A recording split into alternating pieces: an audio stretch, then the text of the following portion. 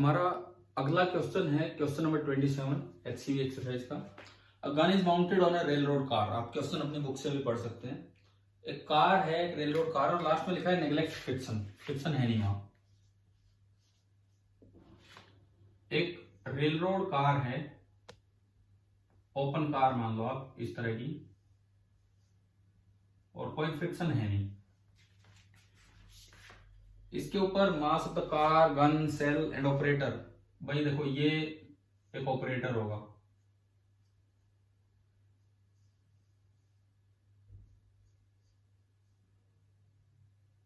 ये सारी चीजें गन वगैरह, और यहां से जो गोला निकल के चलता है सीधा ही मानना है, तो नहीं है, गन है। इस तरह का अरेंजमेंट है, और यहां से जो गोली निकलती है एक गोली, उसका मास m है।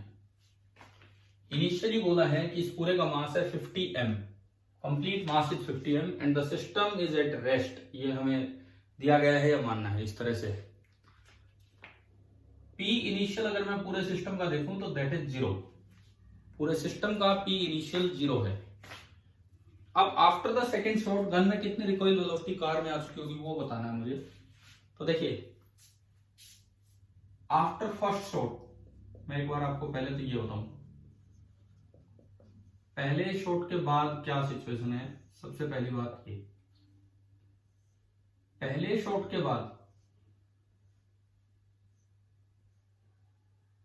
एक m मास की गोली चल चुकी होगी, तो ये मास बचा होगा 49 m, और ये m मास आगे चल पड़ा, और इसके रेस्पेक्ट में, इनिशियल स्टेट के रेस्पेक्ट में, बिफोर फायरिंग के रेस्पेक्ट में वो 200 मीटर पर सेकेंड से जा रहा है। इसका मतलब ये जो गोली आगे निकली है इसकी स्पीड 200 मीटर पर सेकेंड है, और बदले में मान लो ये कार की रिकॉइल वेलोसिटी मैंने बोल दी v1।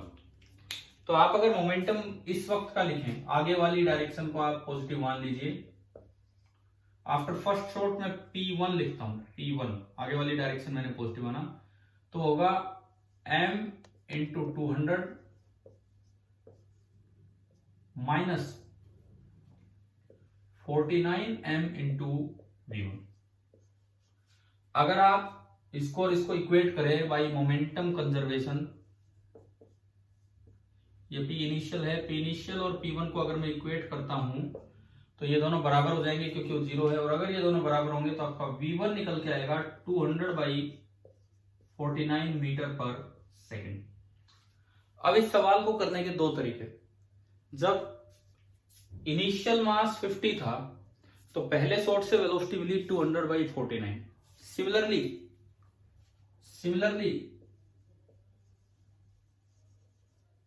अगर इनिशियल मास 49m होता और ये रेस्ट से स्टार्ट हुआ होता, और अब आपने एक शॉट लगाया, m से गया, तो अगर ये रेस्ट पे होता तो जो वेलोसिटी मिलती है वो मिलती है 200 बाई 48। सिमिलरली जो हमने पीछे निकाला उससे मैं बोल रहा हूं ये तो एक डायरेक्ट लॉजिक अगर आप लगा पाओ तो, कि अगर ये सिस्टम रेस्ट पे होता और इसका मास, ये जो भी बचा है इसका मास 49m है बचने के बाद, तो जो इसमें वेलोसिटी आई होती वो होती 200 बाई 49। ऐसे ही जब m और चल गया होता तो 48m बचा होता, तो जो वेलोसिटी इसमें आई होती वो होती 200 बाई 48। अब दोनों काम साथ हो रहे हैं, वो हो रहा है फिर वो हो रहा है, तो इसमें दोनों वेलोसिटीज आई होंगी, यानी कि जो नेट वेलोसिटी आई होगी आफ्टर सेकंड शॉट v2, क्योंकि रेस्ट से अगर ये हुआ होता तो इतनी आती, रेस्ट से अगर ये हुआ होता तो इतनी आती, और ये हुआ और ये हुआ दोनों हुआ, तो जो नेट वेलोसिटी आएगी वो आएगी 200 बाई 49 प्लस 200 बाई 48 मीटर पर सेकेंड। 200 कॉमन ले लेंगे तो 1 बाई 49 प्लस 1 बाई 48। लेकिन चलो हो सकता है भाई ये आप ना सोच पाओ इस तरीके से, तो आप तीसरे शॉट पे चलिए, मतलब दूसरे शॉट पे चलिए। तो आफ्टर सेकेंड शॉट हम देखें कि क्या सिचुएशन है। आफ्टर सेकेंड शॉट अब हम ये देखते हैं कि क्या सिचुएशन है। एक गोली आगे निकल चुकी थी, वो आगे बढ़ी रही अभी 200 मीटर पर सेकेंड से। सिस्टम पूरा है, सिस्टम में कंप्लीट है, सबको शामिल करना है। दूसरी गोली अभी और निकलेगी, लेकिन जब ये फायरिंग करेगा तो इसकी जो स्पीड होगी आफ्टर फायरिंग वो मैंने बोल दी V2, पिछली बार V1 बोली थी, इस बार V2। लेकिन अब जो इसका मास बचा होगा दैट इज 48m, और ये जो m बचा होगा, ये जो m आगे गया, इसकी स्पीड 200, तो इसकी जस्ट बिफोर फायरिंग जो स्टेट है उसके रेस्पेक्ट में, तो उसकी V1 इधर थी और इसके रेस्पेक्ट में 200 आगे मिली यानी कि इसकी जो ग्राउंड के रेस्पेक्ट में स्पीड होगी that will B 200 minus V1।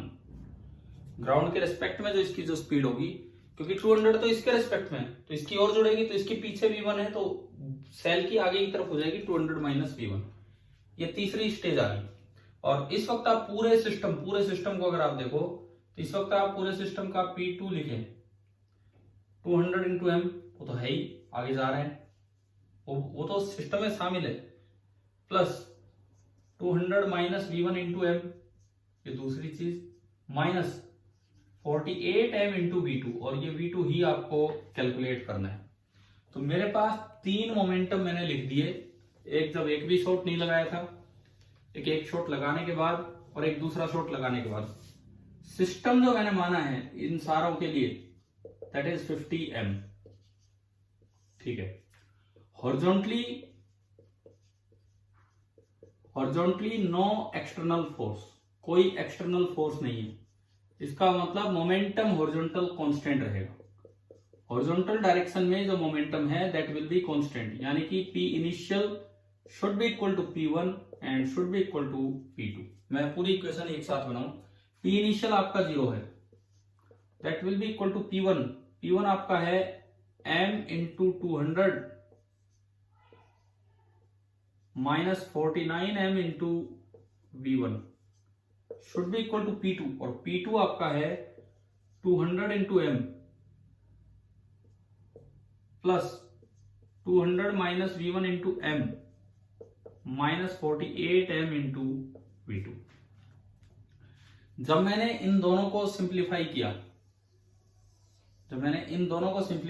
तो यहां से मेरा V1 निकल के आया था 200/49 मीटर पर सेकेंड, ठीक है।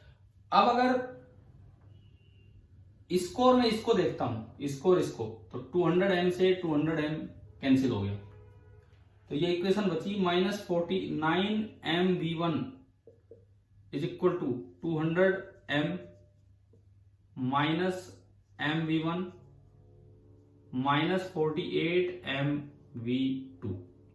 m जो है वो पूरा कॉमन आके कैंसिल हो गया, तो यहां से मुझे V2 निकालना है, तो मैं 48 V2 को उधर उठा लाया, और ये 49 V1 उधर गया, 49 V1 उधर गया, प्लस में उधर एक 200 है, और माइनस में एक V1 है। 49 V1 minus V1 is 48 V1, so 48 V2 is equal to 48 V1 plus 200।